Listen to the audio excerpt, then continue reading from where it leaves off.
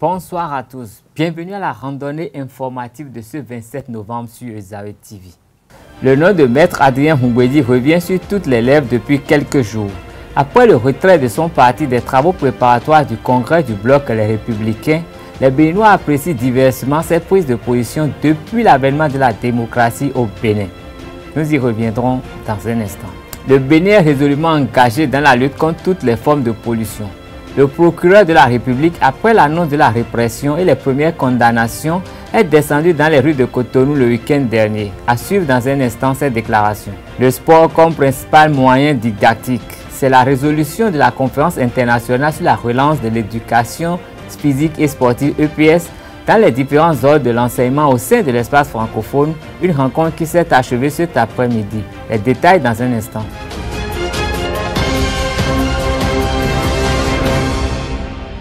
Mesdames et messieurs, bonsoir et bienvenue à cette édition. Les jeunes de la 16e circonscription électorale ont organisé des retrouvailles à la place du marché du quartier à Kokbato le dimanche 18 novembre dernier. En cette veille de législative, la fête a pris l'allure d'un meeting politique sous le regard du président du parti Alternative Citoyenne, un parti auquel les jeunes rassemblés à Kokbato ont déclaré appartenir. Suivez le compte rendu de la rédaction. Nous, les jeunes de la 16e circonscription électorale, venus de 7 arrondissements, de cette circonscription électorale, nous nous sommes retrouvés parce qu'il y a longtemps, nous sommes restés ensemble, nous avons fêté. Aujourd'hui, nous nous sommes retrouvés pour dire un peu la voie du développement sur laquelle le président Patrice Talon a engagé notre pays. Nous avons constaté nous-mêmes, nous sommes allés sur l'affiche, constater ce que l'asphaltage fera de notre pays, la beauté, le rayonnement que cela fera de notre pays. Et nous avons constaté également le projet H, tous les avantages du projet H. Donc tout ceci s'est passé en présence du président du parti Alternative Citoyenne. C'est ainsi que le président du comité d'organisation des retrouvailles des jeunes de la 16e circonscription électorale a planté le décor des retrouvailles qui ont très vite pris l'allure d'un meeting politique. Parti Alternative Citoyenne. Union progressiste. Parti et Union progressiste. Union progressiste. Ils ont le bloc progressiste. Donc ils comptent tout. Ils ont Union progressiste. Et donc Alternative Citoyenne et puis Union progressiste. Donc il a 16e méfiant. Et nous sommes dit, il a politique. Il a nous disait, il a au communal électoral présidentiel plus tard. Bloc progressiste et néon. Oui, Union progressiste et néon. Parti 41 pour l'instant. 41 partis. Près de 86 mouvements. Le porte-parole de la jeunesse de la 16e circonscription électorale n'a pas bégayé avant d'affirmer que tous ces jeunes sont membres du parti Alternative Citoyenne. Nous, jeunes, étant nourris d'espoir, nous sommes fiers de notre choix, fiers d'appartenir au parti Alternative Citoyenne, fiers d'être membres de l'Union progressiste. Et nous sommes fiers de notre engagement à porter tout notre soutien au président Patrice Talon pour les échéances à venir. Nous sommes donc, Monsieur le Président, prêts. Et nous serons toujours prêts aux côtés du président Patrice Talon. Notre nouveau combat est le rayonnement donc de l'Union progressiste. Les commentaires vont bon train au sujet de la suspension de la participation du Parti du Renouveau démocratique de Maître Adrien Houmbouedi aux travaux préparatoires de la création du bloc républicain. Une décision entérinée par le chef de l'État le week-end dernier. Quelques Béninois rencontrés ont donné leur point de vue sur cette actualité à nos reporters. Écoutez plutôt ce qu'ils en disent. Houmbouedi du PRD, cela était prévisible. À partir du moment où les accords qui ont été ficelés entre le président Talon et le président Houmbouedi n'ont pas été respectés, alors le deal prend un coup, nécessairement. Pourquoi avoir voulu supprimer le logo?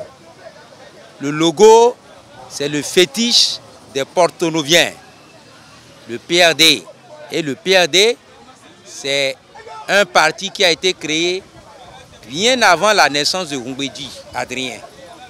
C'est pour Akuti, feu président Souroumiga Akuti, qui était le parti républicain du Dahomey, devenu parti du renouveau démocratique.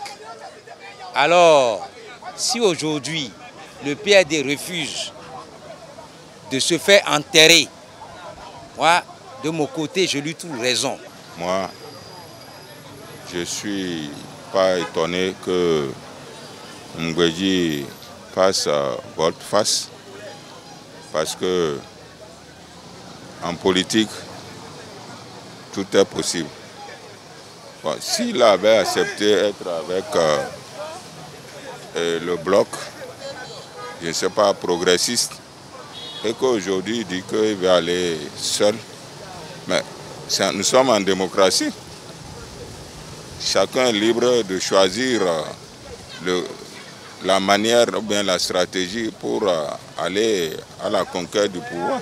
Le PRD, à sa tête, Maître Adrien Humbedi, sont en train de subir le sort.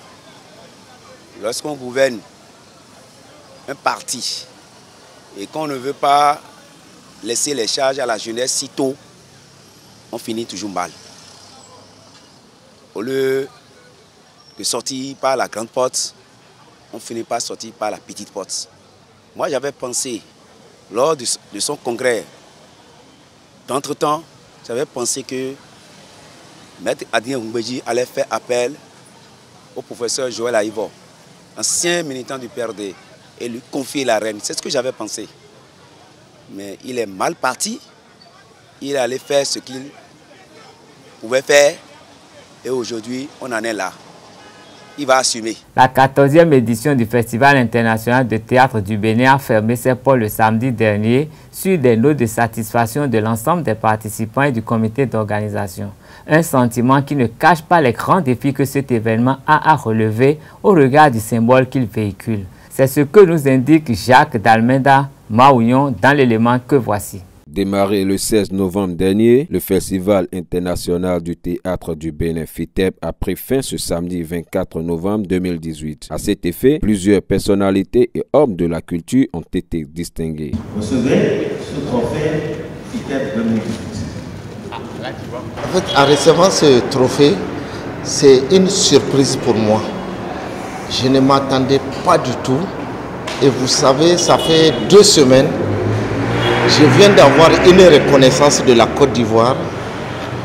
Et je retourne au pays, j'ai dit non, on ne fera pas le FITEB sans moi. Avec tout ce qu'il y avait, j'ai tenu à venir pour soutenir l'ensemble des artistes béninois. Et voilà que je viens, et c'est le Bénin tout entier à travers le FITEB qui me distingue. Je peux dire que c'est une bonne chose, mais en même temps, c'est un appel qu'on me fait de ne plus baisser le bras, que désormais toute la jeune génération d'artistes béninois, il faut que je leur ouvre le bras et que je les accompagne pour que vraiment la culture, le théâtre aille de l'avant. Le président du FITEB n'a pas aussi caché ses impressions et profite pour annoncer les nouveaux défis qui attendent le FITEB dans les jours à venir. Je crois que le FITEB 2018 a beau rester sobre, il l'est. Nous avons programmé 8 spectacles étrangers, 9 spectacles professionnels béninois, mais une quinzaine de spectacles d'attraction dans tous les points possibles. Des lectures scéniques. Nous avons eu comme programme la table ronde sur 2 jours, la rencontre des directeurs et programmateurs, la cérémonie de distinction et de baptême. Tout ce qui a été prévu a été fait. Rendons grâce à Dieu. Les défis sont là. plus de mobilisation de ressources, plus de mobilisation de public, une médiation culturelle plus forte, plus étendue, et donc une démarche à aller réellement vers le public. Nous ne pouvons pas, je l'ai toujours dit, continuer à célébrer le théâtre grandiloquent dans les salles. Nous devons démocratiser le théâtre. Nous devons aller vers les gens. Et pour ça, je veux qu'on me comprenne et qu'on me soutienne. Parce que si nous passons notre temps à dire oui, le public va venir, non, il n'y viendra pas, il faut qu'on aille le chercher. Ce que les autres vivent, c'est un travail de 300 ans. Et nous, on ne le fait pas, mais nous voulons en réjouir. Et donc, il nous faut aller chercher le public. Ça nécessite de l'investissement. Noyauter les écoles, des clubs de la ville du FITEB, faire en sorte que des innovations viennent s'installer, creusent, et que tous les pans, tous les compartiments du public s'approprient sa part du FITEB pour qu'en retour, et c'est la plus grande, le plus grand défi, il y ait une rentabilité économique. Je sais que le FITEB peut rapporter non seulement en diplomatie culturelle, mais aussi en finance. Mais ça signifie que nous avons le courage d'y investir et de le faire migrer vers les gens, et en retour, les gens paieront. Ils donneront. Je l'ai déjà dit quelque part, quand l'État va décider de ceci, cela se fera. Vivement que les fruits tiennent la promesse des fleurs pour la bonne marche du festival dans les tout prochains jours. À mon tour, je te sauverai de la misère dans laquelle tu veilles depuis des années avec la foi. La répression de la pollution sonore s'intensifiera au Bénin et surtout à Cotonou dans les prochains jours. C'est une annonce faite par le procureur de la République près le tribunal de première instance de première classe de Cotonou et l'homme Mario Pierre-Cécile Menton. Cette lutte vise les églises et les débits de boissons qui poussent à une allure inquiétante selon le procureur. L'annonce a été faite le samedi dernier au cours de sa descente dans les rues de Cotonou afin d'apprécier les impacts de la répression engagée par le parquet de Cotonou contre l'insalubrité dans la capitale économique du pays. Je vous invite à suivre un extrait des propos du procureur. Il souligne les effets de la pollution sur la santé. Il est au micro de Abdelkader Achirou. Les chantiers, c'est également la lutte contre la pollution sonore. Vous savez que nos rues sont aujourd'hui envahies de bars, de restaurants, d'églises qui poussent comme des champignons et qui empêchent les gens de dormir. Ce n'est pas normal, ce n'est pas admissible. La liberté de religion, certes, la liberté d'entreprendre, certes, mais il faut respecter les droits des riverains. Il faut faire en sorte que ceux qui ont fini leur travail au bout d'une longue et dure journée puissent, en rentrant chez eux, retrouver la paix, la quiétude nécessaire. Il y a des lois qui régissent cela et donc nous allons faire en sorte que ces lois soient également appliquées. Des gens ont commencé avant nous, nous avons repris le flambeau, nous allons continuer. Nous allons continuer à faire en sorte que les lois de ce pays soient respectées. Parce que figurez-vous que jusqu'à ce que nous lancions cette campagne, plusieurs personnes ne savaient pas que jeter des ordures sur les voies publiques, vider les vidanges de leurs fosses septiques dans les caniveaux, était une infraction. Plusieurs personnes ne le savaient pas. Et pourtant, c'est des infractions qui sont prévues et punies, non seulement par le code de l'hygiène, mais également par la loi cadre sur l'environnement. Donc nous allons faire en sorte que chacun puisse prendre sa part à l'assainissement de la cité. Parce que le droit à un environnement sain, ça fait partie des droits de l'homme, à mon avis. Les nuisances sonores peuvent affecter la santé et la qualité de vie avec des conséquences physiques et psychologiques. La pollution sonore peut entraîner le stress, la surdité, les troubles du sommeil, les effets sur le système cardiovasculaire, immunitaire et endocrinien et des conséquences sur la santé mentale. Le bruit peut affecter également la biodiversité. Outre la pollution sonore, le parquet de Cotonou promet également entamer très prochainement la répression sensibilisatrice contre l'occupation anarchique des espaces publics avec l'application en toute plénitude des sanctions légales prévues par le législateur. Il ne vous aura pas échappé que le mercredi dernier, nous avons poursuivi 24 personnes devant le tribunal. Et il y en a qui passeront encore devant le tribunal la semaine prochaine. Nous ne nous arrêterons pas tant qu'il n'y aura pas de changement significatif dans les habitudes des Béninois. Sur le même sujet, la loi qui réglemente le bruit au Bénin est allègrement violée par les églises et débits de boissons. Un comportement qui coûtera très cher à l'avenir. Nos reporters ont sillonné les rues de Cotonou pour apprécier la manière dont les Béninois vivent cette réalité. Suivez le fruit de cette moisson faite par Karine Aouvo ici, Tatiana Kpade et Christian Thomas maintenant. Les bars à 1 heure, non, ce n'est pas bien. C'est une situation qui dérange beaucoup. Les gens, après une journée chargée de travail, on revient à la maison, soit c'est les bars qui sont à côté. On ne peut pas empêcher les églises, mais il faut réglementer ça. Donc nous attendons que l'État élabore une loi, une décision pour que chacun des Béninois puisse se conformer à ça.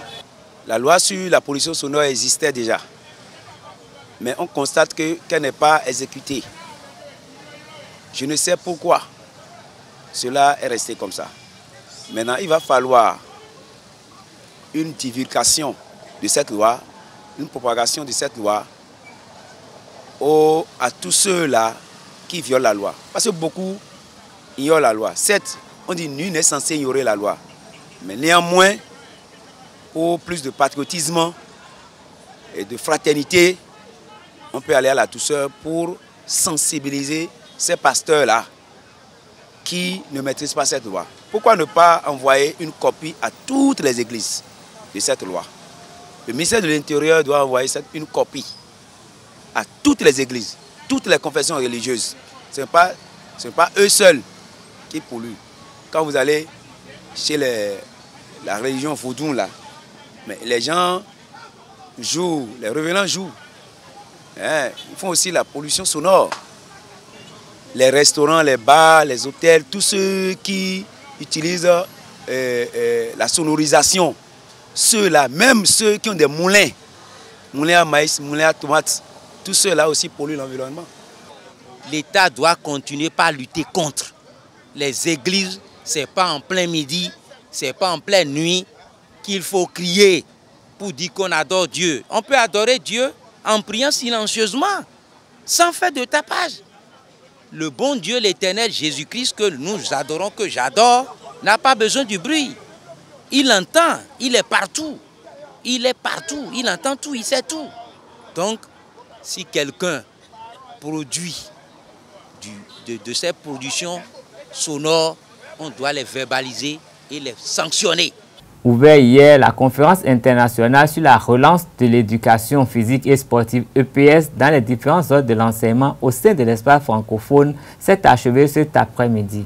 Les conclusions des travaux préconisent l'utilisation de l'EPS comme moyen didactique principal dans les systèmes éducatifs et des effets bénéfiques de la pratique régulière de l'activité sportive pour la santé globale de l'individu à tous les âges. Un plan d'action a été élaboré par les experts, consultants responsables du sport et de l'éducation et partenaires en vue de cette relance de l'EPS. En attendant son effectivité, l'Organisation internationale de la francophonie OIF et l'UNESCO s'engagent à accompagner la Conféges et la Confémen dans la réalisation de cette noble ambition. L'OIF contribuera avec ses partenaires à cet effort collectif, notamment à travers l'expérience acquise dans les Jeux de la francophonie et dans le cadre des Jeux olympiques et les Jeux olympiques de la jeunesse pour créer des synergies et des passerelles entre le sport scolaire et le mouvement olympique à travers les comités olympiques nationaux et les fédérations sportives. L'OIF se propose également de faire bénéficier de l'expertise de son Institut francophone pour l'éducation et la formation pour accompagner les politiques éducatives, notamment pour les réformes curriculaires nécessaires souhaitées par les États et gouvernements. La relance de l'éducation physique et sportive dans les différents ordres de l'enseignement nous appelle à nous mobiliser ensemble car il nous appartient de créer ensemble les bases d'un élan nouveau, durable et hautement qualificatif pour le développement de l'EPS dans le système éducatif francophone à travers des programmes pédagogiques, des méthodes renouvelées et des outils innovants. Plaisir que nous avons à l'UNESCO à nous associer à cette organisation parce que l'éducation et le sport constituent deux des piliers de notre action au niveau de l'UNESCO. Et c'est pour cela que nous avons d'ailleurs proposé ce projet sous-régional qui va être lancé demain après-midi, sur lequel nous avons travaillé depuis avec la Confémen et la Conféges, et qui est un projet dont l'objectif est de ramener les valeurs du sport et à les enseigner à travers l'éducation.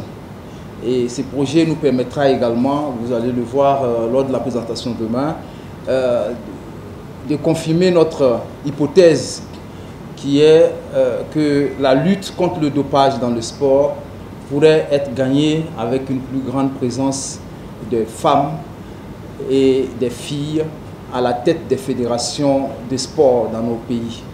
En sport, la Ligue 1 du Bénin était à sa 4e journée le week-end écoulé. Certaines équipes ont confirmé leur bonne entame de saison, mais l'AS Police n'y arrive pas encore. Les policiers ont essuyé en ouverture de cette journée le vendredi dernier leur 4e revers en 4 sorties face à Avrancourt Omnisport, 0 but contre 4. Cette défaite a attristé les joueurs et membres de l'encadrement technique. Par contre, leurs adversaires se sont réjouis de cette performance réalisée à l'extérieur. Suivons Alassane Maman, capitaine de l'AS Police, son entraîneur Émile Anansouan, puis Rachad Titou, coach de l'AO. Je suis énervé parce que je vois que ce n'est pas possible. Après 3 défaites, qu'on pense qu'on peut encore remonter la pente et qu'on encaisse encore plus que les autres matchs. Vraiment, je ne saurais exprimer mes sentiments. Les ambitions étaient claires, c'est de gagner le match. C'est de gagner le match, mais vu qu'on a encore perdu, je ne sais pas quoi dire. Qu'est-ce qui n'a pas marché? Je ne sais pas. Moi, je suis sur le terrain, je ne sais pas si c'est la défense, si c'est le gardien, je ne sais pas. On ne peut pas citer les responsabilités actuellement, à moins qu'on revisionne le match avant de voir qu'est-ce qui n'a pas passé. Abattu parce que les dirigeants me font souffrir. Ce n'est pas une semaine de la compétition qu'il faut préparer la compétition, un championnat qui fait 36 journées. On n'a pas préparé, n'est-ce pas, la compétition. Le foncier n'a pas été fait, rien n'a été fait. On ne s'est pas préparé. On ne peut pas avoir le résultat escompté. Hein? On n'a rien fait. Je pense que si les dirigeants mettent les moyens, on va revenir. Moi, je suis sûr, je suis rassuré, n'est-ce pas, que s'ils mettent les moyens, nous allons sauver, n'est-ce pas, l'équipe. Aujourd'hui, j'ai dû, après la défaite contre les Buffles, modifier un peu dans la philosophie de jeu et le système à jouer. J'ai joué contre les Buffles en 4-3-3, ce que j'ai fait d'ailleurs depuis le début du championnat. Mais aujourd'hui, j'ai joué en 4-4-2 parce que j'ai vu que l'animation offensive de mon équipe, surtout au milieu de terrain, et ça pêche. Donc je pense qu'aujourd'hui, si ça peut refléter l'image et comment on appelle le résultat, ça veut dire que ça porte, mais on va toujours continuer à travailler pour voir si effectivement c'est le 4-4-2 qui est adapté pour l'équipe ou si on doit encore changer. Ainsi se referme cette édition. Merci de votre fidélité à Zayo TV. www.zayo-tv.bj